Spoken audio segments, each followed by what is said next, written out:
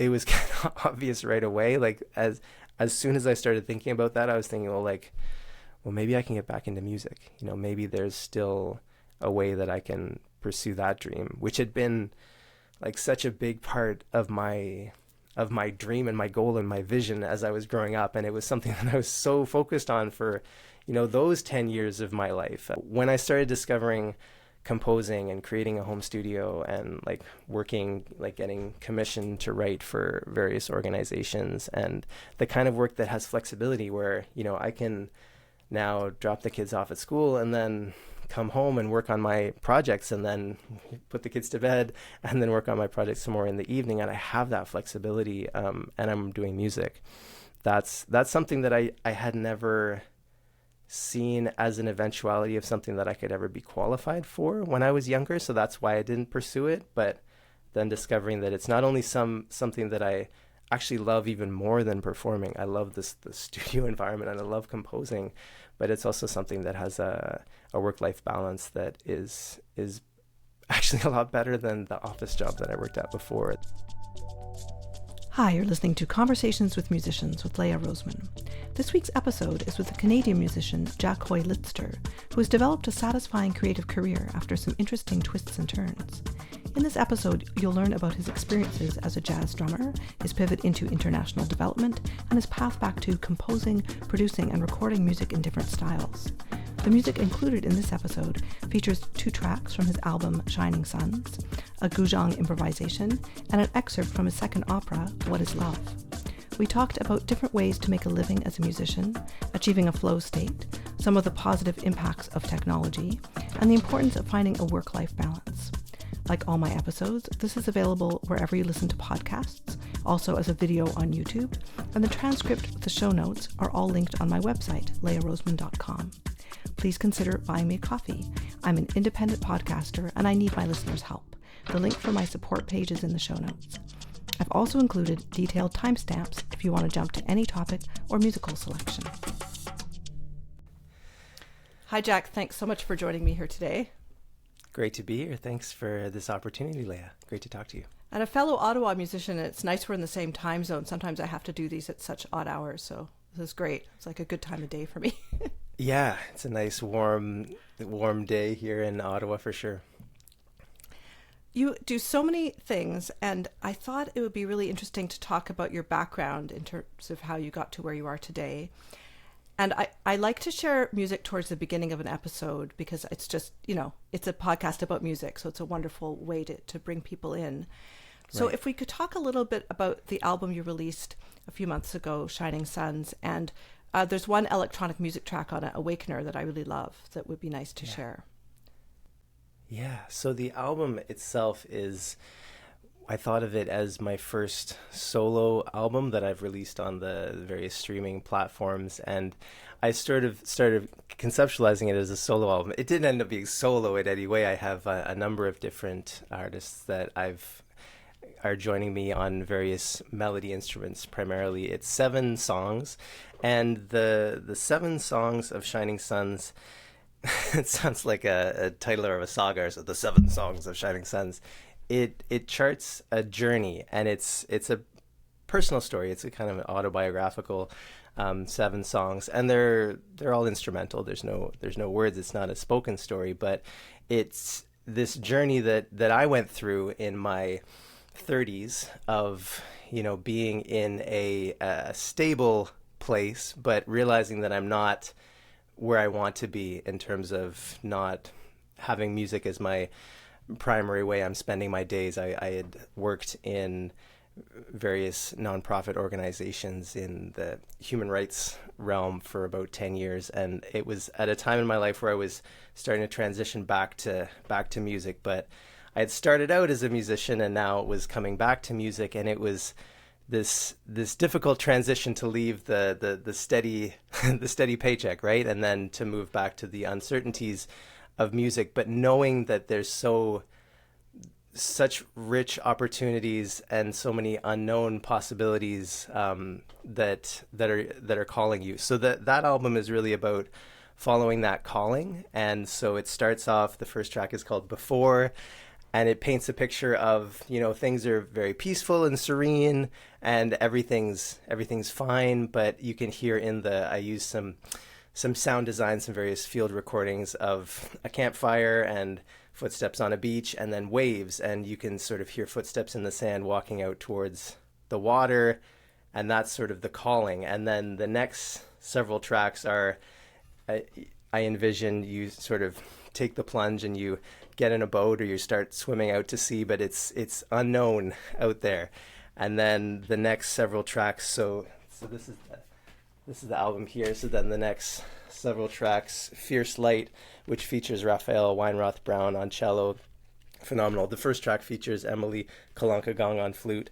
So Fierce Light, Awakener, which is the one that you talked about, Path of Best Resistance, and Streets of Orange are those turbulent phases in the journey, and they're in different styles of music as well. Fierce Light is more cinematic chamber music, and then Awakener is more like electronic and percussion ensemble with some synths, and then Path of Best Resistance and Streets of Orange are quite electronic in the dance and drum and bass realms. And then there's this sort of arrival at the other shore, and the tension just releases. The first of the last two pieces, All Possibilities, is just singing, so just layers and layers of vocals, and just this, it's kind of feels like you've gone into the spa or something. And then the last piece is this really joyful and triumphant jazz big band style piece that Peter Kankura and Mark Ferguson joined me on, and that my kids joined me on as well. So that's sort of that journey of trying to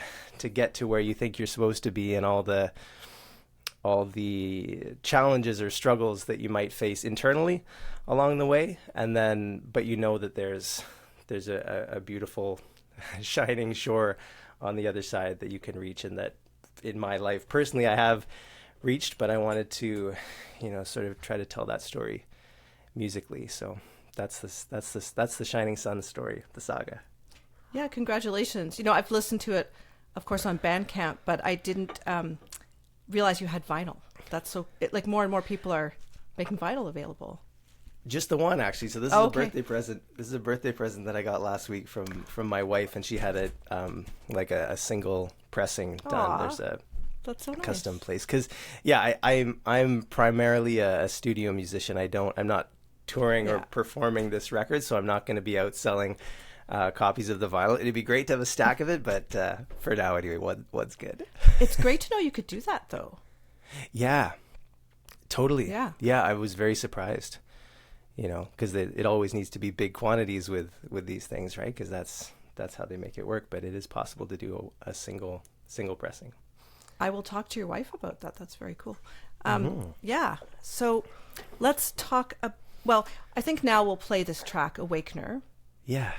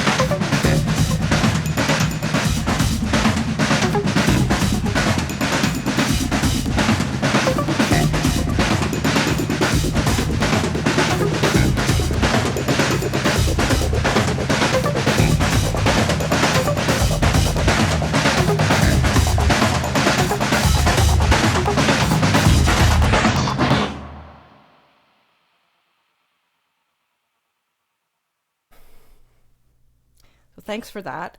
So the percussion, you started as a jazz drummer. Maybe it'd be interesting to talk about that in your teen years and what you were doing. Sure. Yeah, I was thinking about that yesterday, thinking we're gonna talk about this today because it's interesting. I was in some ways kind of a hesitant jazz drummer, kind of reluctantly ended up playing jazz because even though jazz drumming is very central to the way I approach the drums, but the way I approach music more broadly, just the rhythmic freedom that comes with understanding jazz drumming is very central to the way I create music, and so I'm that'll always be an important part of me. But I felt growing up that jazz was there's something that's not as accessible as I would like about jazz. And I didn't grow up in the golden age of jazz. I didn't grow up in the 1960s or 50s or 70s when all of these ideas were first being created and were new and were fresh. I grew up in an age where I was playing jazz in trios in restaurants and at private events and stuff like that, and it was sort of trying to capture a sound that had been heard a few generations back, and so trying to do our best to recreate a certain type of sound, and it's commercially being used as background music, right? Like I played in lots of restaurants. I grew up in small town Ontario, and the higher cost restaurants would hire young jazz musicians to come and play, and so we were the background music. We were the sort of the wallpaper for the fine dining, and it was fun. I enjoyed it, but it didn't feel as much of a connection with the audience, and that's really what I wanted. But I knew I wanted to study music in university, and as someone whose primary instrument is drums and percussion, I had mostly the two paths, right? The classical percussion or jazz drumming. And I wasn't as drawn to classical percussion. I've studied bits and pieces of it, and I'm much more into orchestral music now than I was then. But at the time, it wasn't calling to me, and I thought jazz would be more interesting. So I studied jazz. I did a diploma in music performance at St. Francis Xavier University. So that's how I ended up doing more and more jazz. But yeah, I started out playing jazz drums, but I also was involved in other interesting aspects of percussion. Like when I was in high school, I was invited to be the director of a percussion ensemble that had never existed in my high school before. They kind of created it so that I could lead it, and it was a large high school. We had about 2,000 students, and I knew the community really well, so I knew who the other folks were who played drums who might be interested in joining this percussion ensemble. So we put together this percussion ensemble.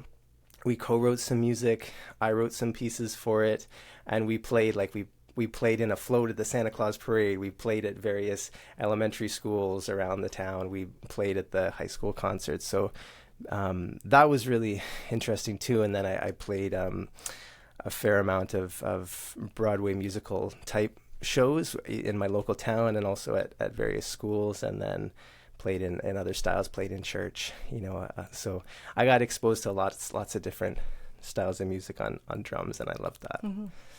So St. FX is one of the jazz programs in Canada people hear about. What was your experience like over there? I mean, it was great. I was there at a time with some amazing students. I had like a lot of really great friends who were really inspiring musicians in all kinds of genres, like folks who were really into jazz and were really great at it and were really pursuing that. And so I got to play with folks like that, and then folks who were pursuing like singer-songwriter type stuff on the side, several great singers, and then folks who were experimenting with other stuff like funk music.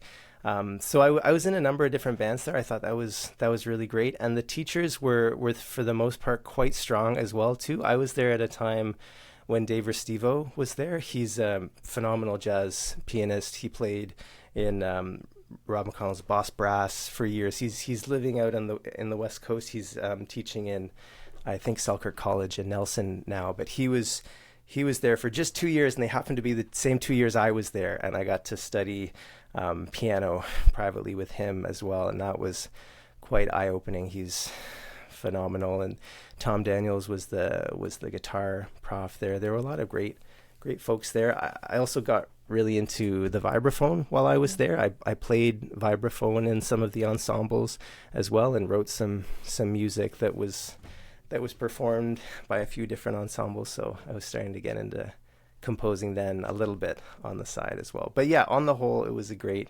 experience. I really loved my time in Antigonish, a little small town. So it was about 150 music students in a town of about 10,000 people. Yeah. So we were pretty. it was pretty saturated with music, which was really nice. Yeah. And you play guitar and keyboard as well.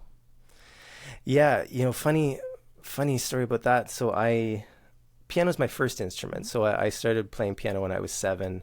Never really liked it at that time because I thought, well, piano's not cool. Piano's not an instrument you could play in a band. Like, this was what I was telling myself because it was the 90s and you didn't see many piano players in the rock band. So I was like, well, piano's not cool. I don't want to play piano. And that was part of the reason why young Jack moved to drums. But then when I finished my studies at St. Francis Xavier University, when I first moved to Ottawa, my wife and I, we weren't married yet, but we were living in a small apartment, and the kind of apartment where you can't really set up a drum set and play and have your neighbors still like you. So we had a guitar, and I had to play music, and so I just started teaching myself guitar and playing more and more guitar just because I had to have an outlet, and my drums were just in their cases. So that's how I got into playing guitar as well. Okay, that's an interesting story. I was talking to a young trumpet player recently, and he was saying, and his partner's a horn player, and I asked, what's that like trying to find an apartment? And he said, well, the last time we went looking for apartments, I brought my trumpet with me. I said, I play this, and they said, is it loud? He said, it's really loud, and he showed them how loud. But they managed to find an apartment that was like a back house. This is in LA, so they could sort of be separate. Yeah. No, that's smart. Be upfront about it. Yeah. Yeah, you don't want to move in and then they tell you can't play. Well, yeah. So I was just thinking, about jazz gigs, and unfortunately it's so hard. Like Ottawa we're a relatively small city of about 1 million people, but an incredibly vibrant jazz scene in terms of the number of great jazz musicians. I don't think there's enough places for people to play, and not enough places. I'd like to see more real concert settings. Yeah. So in the last week, I went to one of the small clubs where people play, and, it was a handful of people. Some people were paying attention.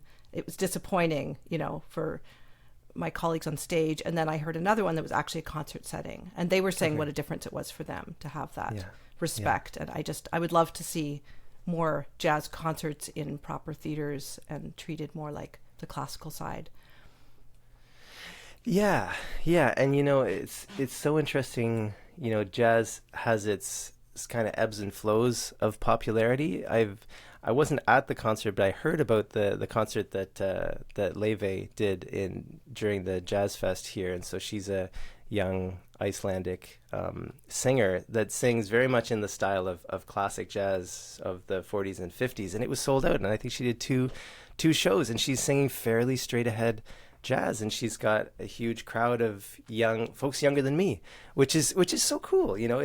Things can just come around, and people rediscover styles of music that they might not have heard, or maybe that has echoes of films that they love, or that music that their parents or grandparents listened to, and it connects them and strikes a chord. And so jazz has some really cool potential for sure.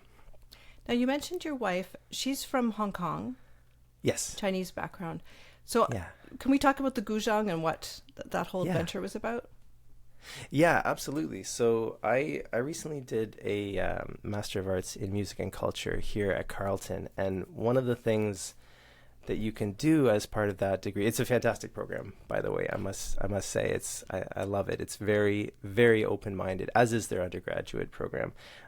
So I was in that degree. I was working my way towards my thesis, which was an analysis of Tan Dune's score for the film Crouching Tiger, Hidden Dragon. And I knew that in my second year, I would be spending a lot of time watching and listening and analyzing and reading about that score and that film. And I felt that if I just walked into that, out of my first year in the program, I really wouldn't be prepared to be able to comment on the Chinese music in that film, because the unique thing for me about that film, which the more I analyzed it, I realized it's actually been done in lots of different ways over the past 150 years. But it was a breakout success, that film. And the thing that stood out for me is how that film really seamlessly blended European orchestral traditions with Chinese traditional instruments and Chinese orchestra. And so I thought, well, okay, I've studied orchestration. I've worked a bit in that world, but how much do I really know about Chinese music to be able to really have something to say? So it was possible during that degree to take a directed study in performance as one of the courses for that in my first year. And usually when folks do that, they have a teacher in mind that they're going to work one-on-one with on their primary instrument to get deeper on a certain technique or a certain set of repertoire or something like that. But they let me do it on an instrument that I had never played before. So I did a directed study for 8 months studying guzheng with Zishan Yang, who's a great guzheng virtuoso and teacher here in Ottawa, and who had connections with Carleton in the past. And so I studied the guzheng for 8 months. And for me, that was really a nice way to be able to spend time connecting more with the culture of my wife's side of the family, and also of my children's culture as well too, because I've tried to study Cantonese several times now and made some progress, but it's the kind of thing where with any language you need immersion and you need consistency over months and over years, and I haven't been able to get as deep as I would like in that. So I thought, well, as a musician, if there's a way that I can spend time focusing on learning Chinese culture through the music, that would be amazing for me. So that was something that I got to do. And so I learned, a decent amount of some of the beginner repertoire for guzheng, and then gave a lecture recital as well. And I wrote a couple pieces that were performed at that as well. And my daughter was studying guzheng for a few years as well. And so she also performed her and I did the final piece together as a duet. So that was really special too. Yeah, that's really wonderful. Yeah. I was in China once, actually, when we adopted our younger daughter, who's born in China. Okay. And I remember there was some dinner that our guides had organized. We all had these toddlers we just adopted, were exhausted. But there was this guzheng player who was just phenomenal. And I remember just standing there with the kids and just listening to her. But it was in a restaurant setting, right? It's like always the thing, but it was great. Yeah. So you prepared a really fun improv using live looping to share with this episode. Yeah, I did. I recorded that on Monday. Yeah, very much inspired by my friend Raphael Weinroth Brown, and I've been following his career and getting to work with him a little bit. He's a phenomenal cellist, internationally renowned, based here in Ottawa, as you know, previous guest on this podcast. And he does the kind of thing that I did with some editing afterwards. He does that live and in very beautiful and cinematic and virtuosic ways. And so I've been wanting to explore that with the guzheng, of having a part that begins, and not all the parts are standard guzheng technique. I'm tapping on the sides of the instrument to get percussive sounds. I'm strumming it in the way that you would strum a guitar. I'm bowing it, which is a bit unusual. But then having these various layers that build on each other in sequence to develop into a larger idea, as if I'm cloning myself and having multiple versions of myself. But so that was kind of fun.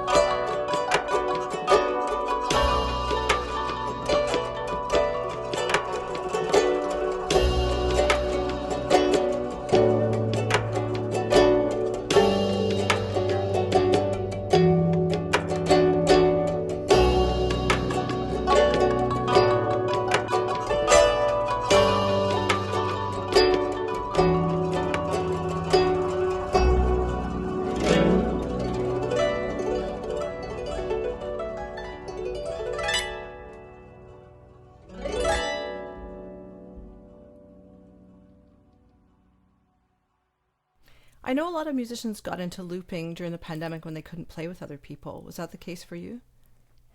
Well, it's actually something that I haven't really pursued in terms of traditional looping, which is you've got the pedal and you're being able to hear all those layers live in real time. So when I recorded that multi-track guzheng piece a few days ago, I could only hear the things that I was playing live, and it all went into my software. I use Ableton Live. And then I had one, 4-minute track, but then I took pieces of it and turned them into loops. And some of them were continuous loops. Some of them came in at times and then came out when I hit the cymbal at the very beginning. That's something that I use as a transition piece, and it's also heard reversed as well. So I did about 4 takes for that, and then liked the last one. So it's about half an hour of recording and then about an hour of editing to get that piece. But as I was doing it, I wasn't hearing the other layers. For that I would need to get like a contact mic on the guzheng itself and have a pedal. And so I'm a few steps away from actually being able to do any of that kind of stuff live. It's something that I would love to explore more, but that type of thing is what got me into composing a few years ago, actually. So when I first discovered recording software, which is amazingly accessible now, accessible in terms of if you have the means to access something like an iPhone or any type of Apple device, which I'm not saying that everyone has access to one of those, but they are fairly accessible. And then there's free software such as GarageBand, which you can just use on your phone to create multi-tracked. You can create orchestral music using free software on your phone, and that's how I first got into multi-tracking, and then that led to discovering my love for composing as a primary musical outlet, and then that led to other things. Mm-hmm. Now, in terms of listening, you had told me that you really love Renaissance choral music. Right. And it's funny, I think when we were talking about this before, I think I mentioned that I didn't know years ago when I was young that was the particular genre that I was so drawn to. And I didn't know because I grew up, one of my favorite styles of music growing up was choral Christmas music.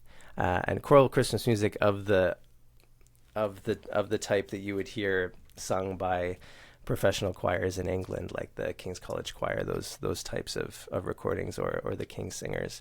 And so I just loved the way the voices would blend, the way those compositions would flow, the way the harmonies worked, just everything about it. It really resonated with me. And part of that is, my dad and his 4 younger brothers all went to St. Mike's Choir School in Toronto. So I was kind of always around choirs. I was always around choral singing. I sang in some choirs when I was in high school.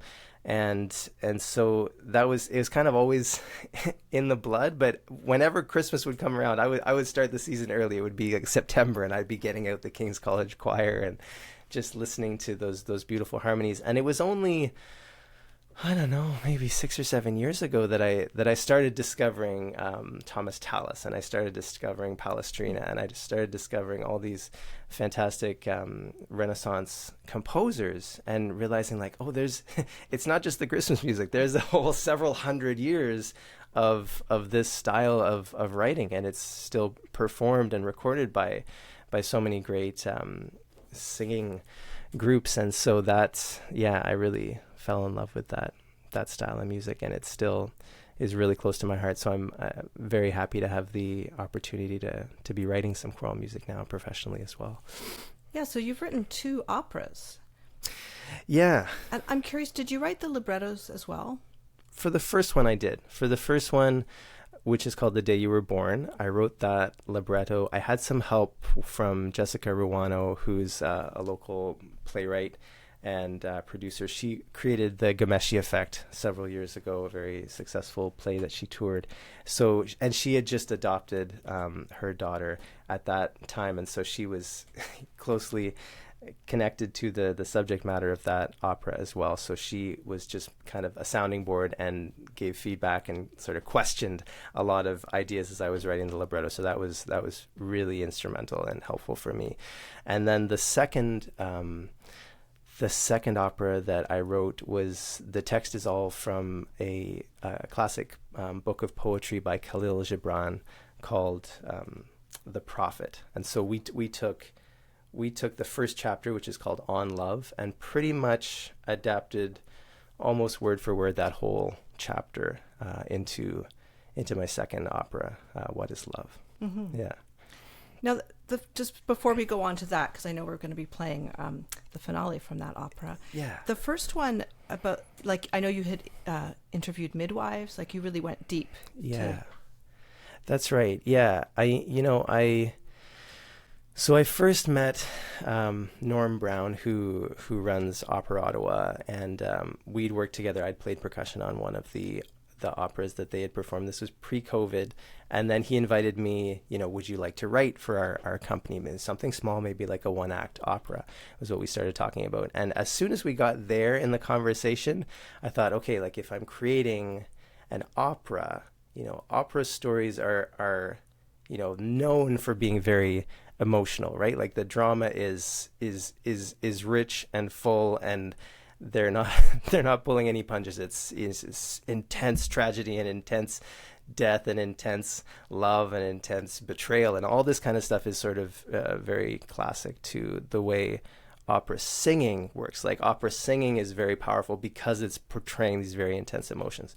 So I thought, okay, if I'm going to write an opera, I want to draw on some kind of lived experience. I don't want to pretend to be, some epic character that I have no actual lived experience with. So the most intense experience that I'd experienced at that point was seeing the birth of my two children. And it's such a, it's so fundamental to life itself. It's something that everyone can relate to because everyone's either been born or given birth or seen a birth or all three, right?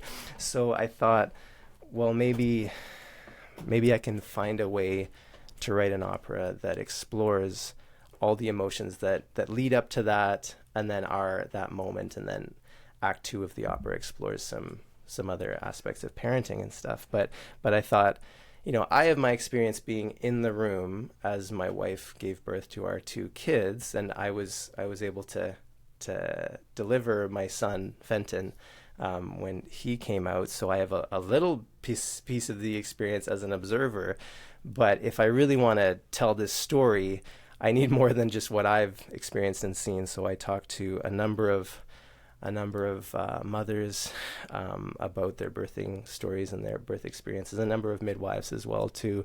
And the main character of that opera that I wrote, The Day You Were Born, her name's Isla, and she's a midwife as well too. So that factors into the story too. But I wanted to do justice to that, because the three midwives that were there when my son Fenton was born they were like family to us. Like they weren't family, but they were just, the way they supported us through that was just so meaningful. And I just wanted to honor them in a way. And so I was really happy to have the opportunity to do that as best as I could.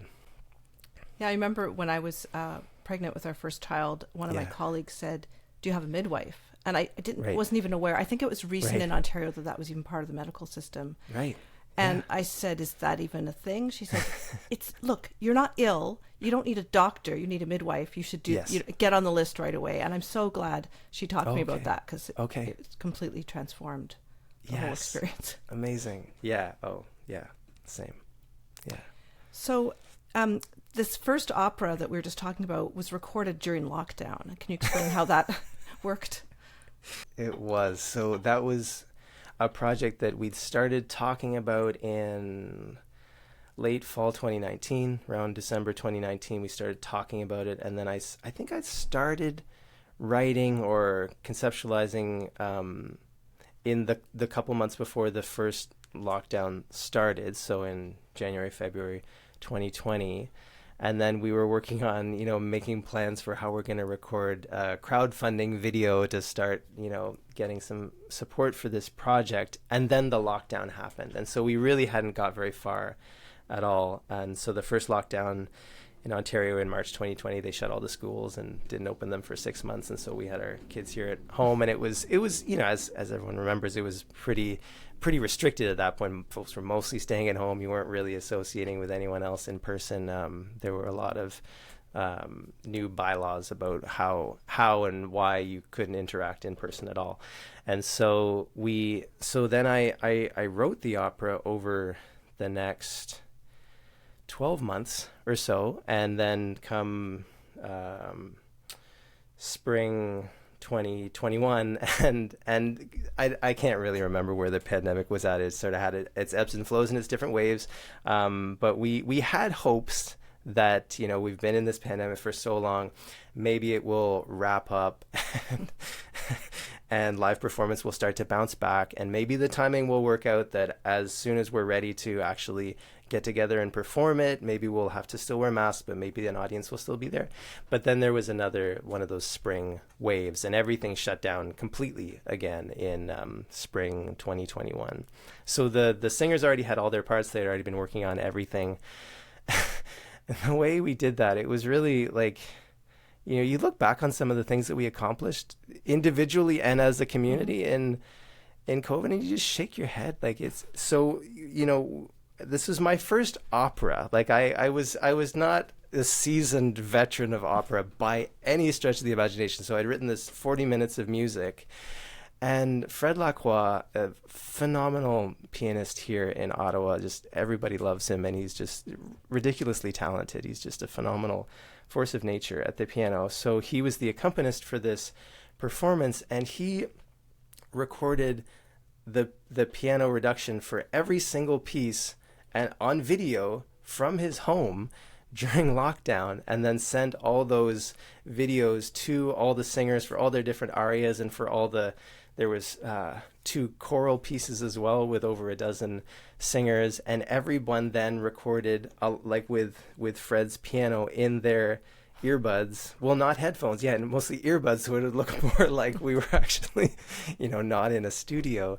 And they recorded all their parts from home, and then they transferred the files to me, and then I edited it all together. I did all the mixing, and then I did all the video editing of the classic sort of Zoom style gallery view of all the heads next to each other, and we ended up doing the whole opera that way, and then releasing it to the world on YouTube in July of 2021. And looking back on it, it seems like it's just an unbelievable story to tell. But I mean, we didn't have live performances, so that was the, you were there, you went through all that, Leah. Like, that was kind of, those kinds of things were sort of the best we had at the time. So we did kind of lean into them and get the most out of it, as crazy as they were. Well, it was spring of 2021 that I started this podcast, actually. Oh, okay. Because there were no Amazing. Performances, and people had time to talk to me. Yeah.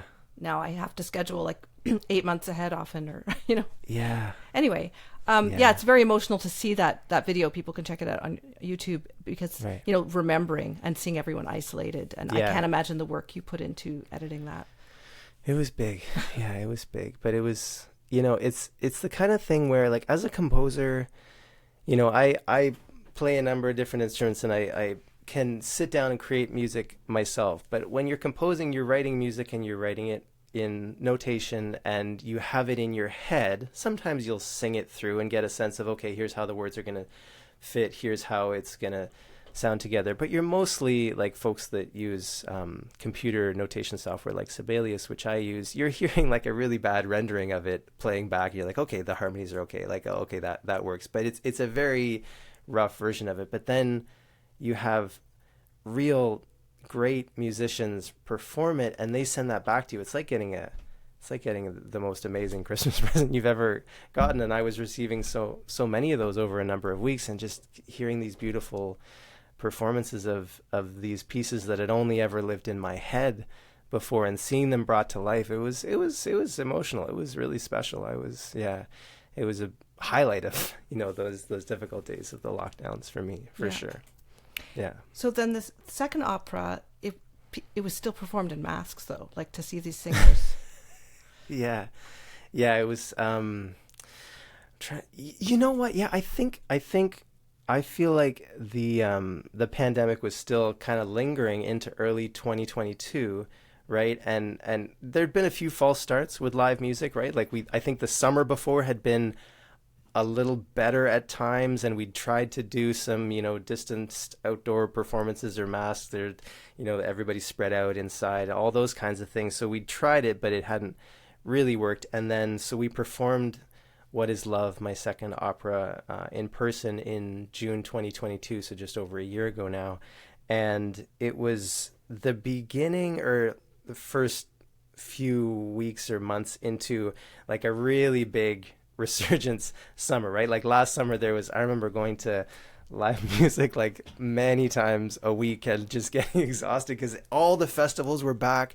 They'd been gone for, I don't know if it was 2 or 3 years, but everything had been gone, and then everything was alive again. And it was so we performed What Is Love in the sort of beginning of that sort of rebirth of all the live performance here in Ottawa. And it was just really, really spectacular to have everybody in person. We had about 100 people in the audience for that, which, having that many people in person still felt surreal at that time, like it was, but it was far enough from, like, a lot of people had been vaccinated and all that kind of thing. So we felt like it didn't feel like, oh, there's 100 people inside, this is really sketchy, I want to leave because I'm uncomfortable. It was more like, okay, this is reminding me of what life used to be like, and in a good way, so it was nice. The timing worked out really well, I think. Hi, just a quick break from the episode. I'm an independent podcaster and I really do need my listeners' help. Please consider buying me a coffee. The link to my Ko-fi page is in the description. Every dollar helps me cover the costs of this huge project. Thanks so much.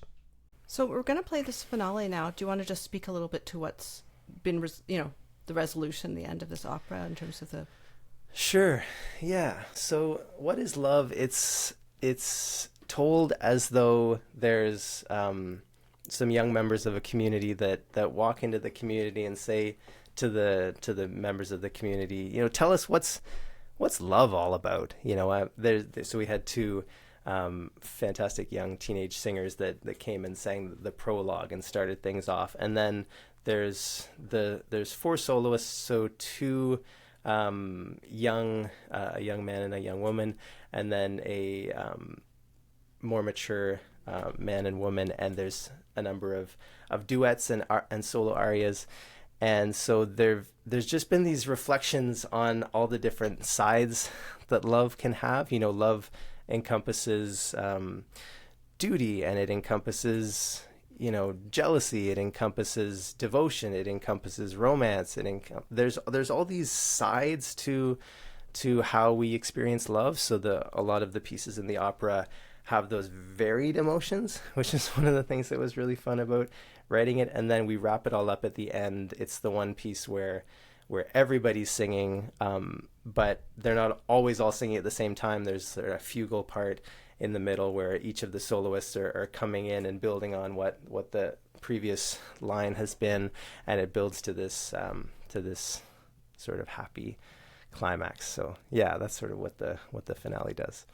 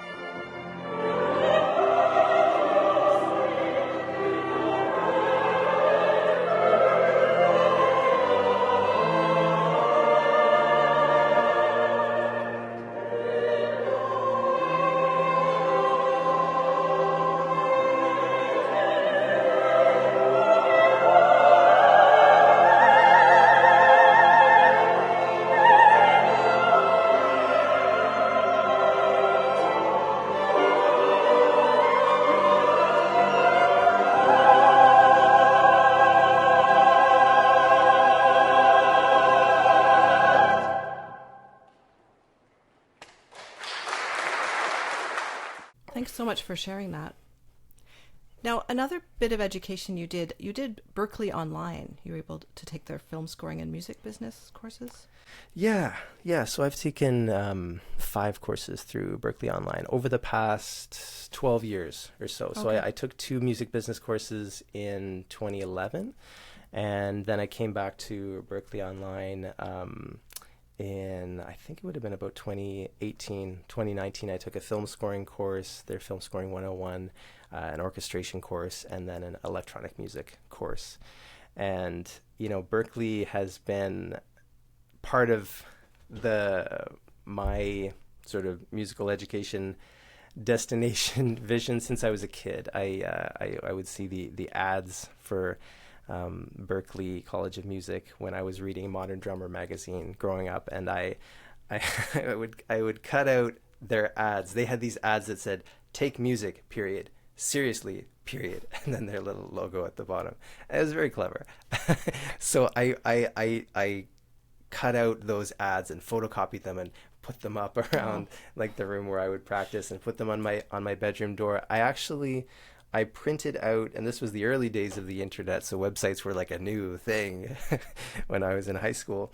I printed out the audition requirements for a drum set performance, and I taped them to the door of my bedroom so that I would see them every night as I was about to go to bed, and I would see them every morning as I was getting up. And and I really drove towards that audition, and then literally drove down and did the audition in Boston when I was 18,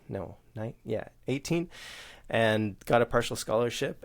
But it was still like the Canadian dollar was rock bottom at the time, and so it would have been more than several degrees in Canada just to try to get through one year. So it just wasn't in the cards to go down there. But I always really admired the breadth of their school. Like, yes, it's a very big program, and they're financially very successful, so they can offer all these different things, and there's a lot of strengths to that. But I found that there weren't too many. I don't know if that's changed in the last couple decades since I did my undergraduate here in Canada, but I didn't see that in as many of the music education programs in universities here. I just really liked the diversity of different styles of music. It was mostly the different styles of music that they were open to at Berklee, so that always drew me in. But then, seeing that they have this amazing online school that has, again, dozens and dozens of courses, and they're not cheap, but they're also not as expensive as living in Boston. So they are, you can save up or take out a loan and take some of those courses and get access to really phenomenal teachers. And they keep the class sizes small. It's like 20 students cap, I think, usually for those online courses. And there's like online video calls with the professors every week, and it's mostly asynchronous. You work your way through it, but there's several assignments every week. Like, it's pretty heavy because they're just condensed 3-month semesters. They do 4 3-month semesters a year. So I've learned a lot in the courses that I've taken there. It's quite rich in content, I would say. That's really good to know. Yeah. Now, if we could go back to Shining Suns, the title track is at the end. Right. And it features great trombone playing by Mark Ferguson, who was a previous guest of the series. But in my episode with him, he played piano only. So people might be curious to hear that, even for that reason. Yeah. And there's some special appearances as well on that track. Yeah. So I had a ton of fun with that. So I've worked with Mark off and on over the years. We've performed and recorded together years ago, and then while I was at Carleton, I was his teaching assistant for his jazz harmony course. But then I just admire the guy so much that I then took private lessons with him for part of last year, actually, just to study specifically jazz harmony and jazz arranging for big band, because he's just so good at that, and he has such deep knowledge from many sides of how that works. He's just in high demand as an arranger. So I really wanted to learn more about that, because it's something that I love, and it's been part of my musical vocabulary, but I don't have the depth that he has. So I really wanted to learn from him. So I wrote that piece specifically so I could do that kind of thing, where I could hire live players. So Mark on that piece. So that piece, Shining Suns, it's arranged for a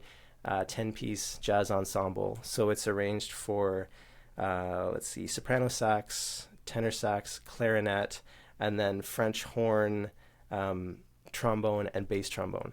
So Mark recorded the trombone and bass trombone parts, and then Peter Kankura, fantastic sax player and runs the Ottawa Jazz Festival. Lovely guy. He performed the soprano sax, which is the melody line, and he recorded the clarinet and the tenor sax. So there's a tenor sax solo featured in that song as well. So that was, it was kind of trying to emulate some of the interesting orchestrational choices of folks like Gil Evans, who would take instruments that you wouldn't always find in a jazz context, like the bassoon, like the French horn, like the tuba, and then put them into big bands just to get different tone colors, different timbres. Yeah, so that's what I was going for with this one. And then at the very end. Yeah, and then at the very end, so this is Shining Suns, there's a secret song or a hidden track.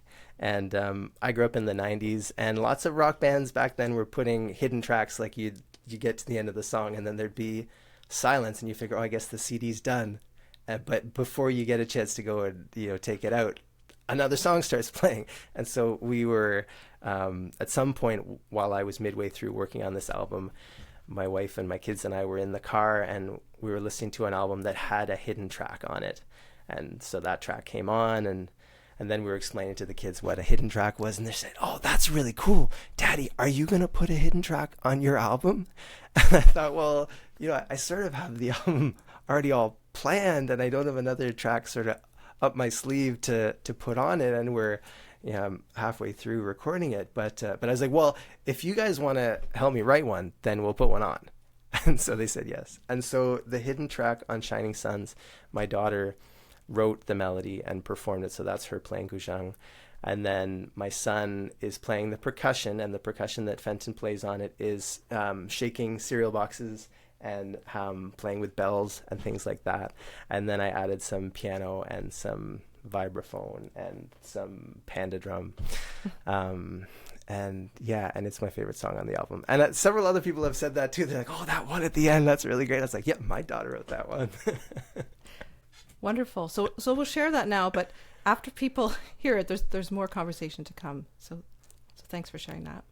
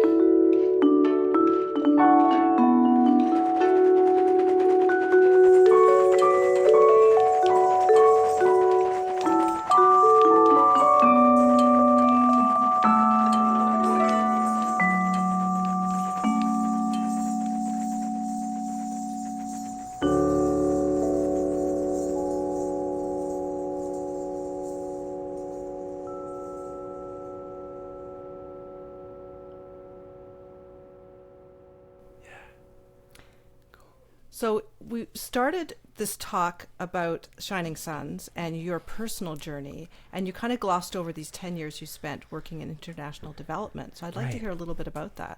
Okay. Yeah. Thanks. Yeah. So before I pivoted out of music, so I mentioned how I studied jazz at St. Francis Xavier University, and then after I finished my second year, I went and I had a job working in a show band on a cruise ship in the Caribbean. So I did that, and that's where my wife and I met. And as I finished that, I sort of started to think, I don't know if performing music as my primary job is what I want to do.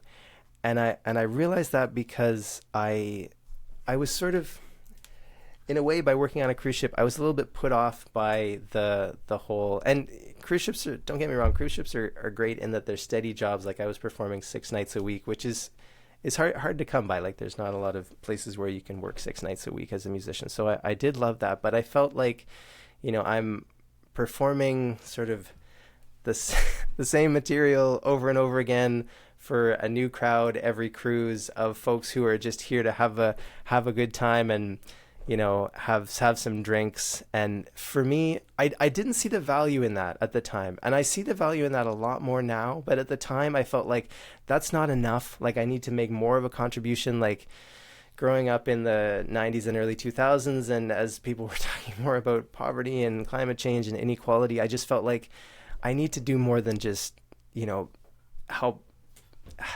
folks have a nice night out at the show. Like I need to do more than that. So that was what drove me to then go back to university. And when I finished my degree, I did went back to school at University of Ottawa, and I did a social sciences degree focused on international development with the goal of working in nonprofit organizations. And I was able to get work fairly soon after I graduated, working part-time and then eventually full-time, and then eventually as a manager of various nonprofit organizations. And It was amazing. It was a really great decade of my life. I was involved with the Canadian Council for International Cooperation, worked on some of their Asia policy and, did their website, stuff like that. I worked on their Code of Ethics program. And then I shifted into fundraising, and I was doing fundraising and public engagement at Interpares, which is a non-governmental organization, a nonprofit here in Ottawa that works with grassroots local activist organizations in about 20 countries around the world. And that was an amazing job. I felt I got that job when I was 28 and felt like, wow, I've landed in my dream job. This is amazing. Then I want to stay here for the rest of my career, is how I felt coming into that. And then, that type of work, I think, can be really emotionally draining in ways that you don't always name. Like, I think there's unfortunately in the nonprofit sector, there can be this hero mentality or martyr syndrome. And I don't mean that in a negative way to the folks who are living that, but that's part of the culture. That's sort of built into the culture of working in nonprofits, of that I'm going to put in these extra hours, and I'm going to, be available at all hours of the day. And I'm going to, do these things that are very psychologically intense, and then do them again. And then like that cycle never really stops. Like working on issues like human rights, it doesn't really have a down season, right? Like it's a constant struggle. And so there's a lot of folks that do that for their whole career, and I have so much admiration for them, but I realized that I couldn't do that. I couldn't put in year after year and still have my mental health in a good place. So about 5 or 6 years into that role at Interpares, I thought, I really need to find a way to get back to a good place that will be good for my happiness, like where I will do well.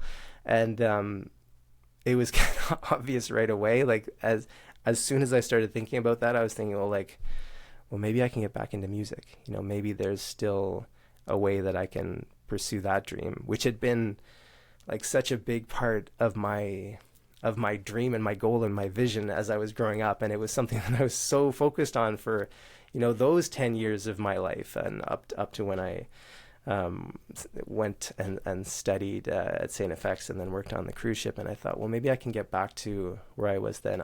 I'd always continued to play music. I'd been involved in different bands, performing in, various styles of music, and had done some recording. But I finally started to realize, maybe I can be involved in things like producing and things like composing, things that you can do from home, which are so key when you're a father of young kids, right? Like that was the other thing about performance that really made me uneasy, was, being in my early 20s and just having met the love of my life, and thinking, like, imagining starting a family and thinking, well, if the way I can have full-time work as a performing drummer in the styles of music that I'm qualified to play are going to involve things like working on a cruise ship, or things like touring, or things like having to move to a big city and trying to make it in places where there is enough work, then that's going to mean I'm working weekends and evenings like pretty consistently. And what kind of a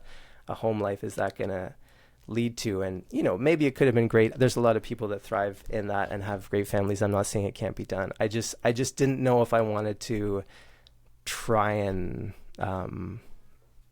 marry those two realities. So when I started discovering composing and creating a home studio and like working, like getting commissioned to write for various organizations, and the kind of work that has flexibility where I can now drop the kids off at school and then come home and work on my projects, and then put the kids to bed and then work on my projects some more in the evening. And I have that flexibility, and I'm doing music. That's something that I had never seen as an eventuality of something that I could ever be qualified for when I was younger. So that's why I didn't pursue it. But then discovering that it's not only something that I actually love even more than performing. I love the studio environment, and I love composing, but it's also something that has a work-life balance that is actually a lot better than the office job that I worked at before. That's kind of where I ended up. Is there an element of what people call compassion fatigue in the helping professions? I think so. I think when folks come into it, they have so much goodwill and so much energy, and their heart is really full, and they're being enriched by being able to support various efforts, whether that's frontline stuff or whether it's working towards a cause if you're more a few steps removed from the actual front lines. And then I think for a lot of us, it just starts to wear you down because you don't have that renewal and rejuvenation opportunity built into it. I mean, some places are better than others in that they, have those conversations about mental health and self-care, and there's, a possibility to take time off. I towards the end, I was using things like needing to take an unpaid leave or taking a stress leave and those kinds of things, which luckily at the place where I worked, Interparas, they were very open and supportive of that. And a lot of places aren't. I was working in fundraising for those 7 years, and the average turnover from what I've heard of a fundraiser that gets hired in a fundraising position at a charity is about 18 months. So from someone coming in and being the fundraiser, on average, they'll last about a year and a half, and then they'll burn out, or they'll find something else, or they'll move on, or they'll change professions, because there's some stress. Not to say there's so many other jobs that have a lot of stress, right? Like a doctor or a nurse or a teacher. There's lots of stress in lots of other jobs too. I'm not saying it's the most stressful one out there, but it's hard to sustain for a long time. I found, yeah. So in your work, composing and also as a player, do you find that achieving a flow state is pretty easy for you, or does it come and go? Yeah, I think the more frequently you are doing it, the more easy it is to get back to. It also helps to know where you are and what instrument you're at, where those flow states happen. Like for me, my happiest place to compose actually is at my wife's parents' house. They have a upright piano in a room that's just all wood, and it's just has a very live sound, and it's just a great piano. And for some reason, when you put the damper pedal on, it has this really beautiful, like quiet tone, like you're playing lullabies, which is nice when there's like if the house is full of family, and I could just sit there. I often do sit there for hours and write and come up with ideas and experiment and improvise. But it's at we have an upright piano here as well, and that's a pretty great place for me too. And when I have the house to myself and I'm there, I'm often get into a pretty good state there as well too. Sometimes here in my studio, I have a MIDI keyboard here. Sometimes it can be pretty good here too. But I mean, often it's when I'm away from the instrument that I have the best ideas. And so I'll be thinking of a melodic idea or a rhythmic idea, and I'll record it as a voice memo on my phone to then come back to as my writing prompt when I'm actually at an instrument. But yeah, I feel like the more, it's kind of like a muscle. I feel like the more often you're using that composition muscle, which is very similar to the improvising muscle, it's just you're then coming back to it and developing it rather than like improvising it goes out into the ether and lives. But the more often you're using it, the more it's kind of always ready. Like I find that even when I'll be putting the kids to bed and it's silent in the room, and I just have like musical ideas kind of percolating in my head, and I'm thinking about them. Sometimes I'm sort of like tapping them out on my fingers. And if they're good, I'll say like, I'll be right back. And I'll go and I'll write them down, or I'll record them as a voice memo and something. I'm like, I want to remember that one, because, so they don't stick around forever, and I don't have a great short-term memory. So if I don't document it, then it'll be gone and the next one will come along. But yeah, so I'm grateful for that. Wonderful. I was just thinking how much all this technology helps us creatively. Oh, absolutely. Absolutely. No, it's mind-blowing to think about the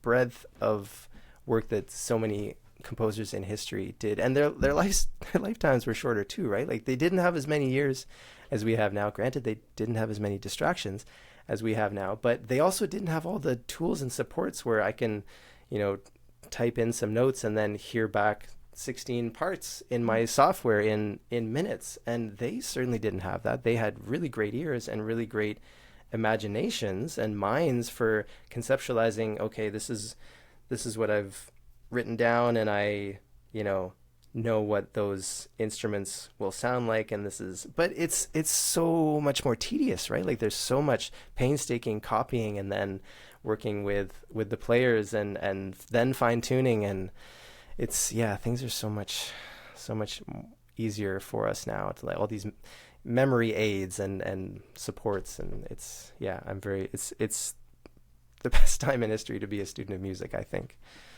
And especially with the access to music that we have too, right? I mean, there's debates about whether these streaming services are for the good of all musicians, but they do give us access to such a diverse breadth of music that a generation ago you would have had to have a very great record library or a friend who had a really great record library to even be able to access those. But now they're at your fingertips, and that's huge. That's really huge. Mm-hmm. Yeah. Well, Jack, thanks so much for this today. It's been really fascinating and inspiring. Really appreciate it. Yeah, my pleasure. Always great to talk to you, Leah. Thanks. I hope you enjoyed this week's episode. Thanks for following the series on your favorite podcast player and sharing your favorite episodes with your friends, all of which help find new listeners. I have lots more episodes coming in this season 3 with a fascinating diversity of musicians and their stories and music. Have a great week. I'm an independent podcaster, and I really do need my listeners' help. Please consider buying me a coffee. The link to my Ko-fi page is in the description. Every dollar helps me cover the costs of this huge project. Thanks so much.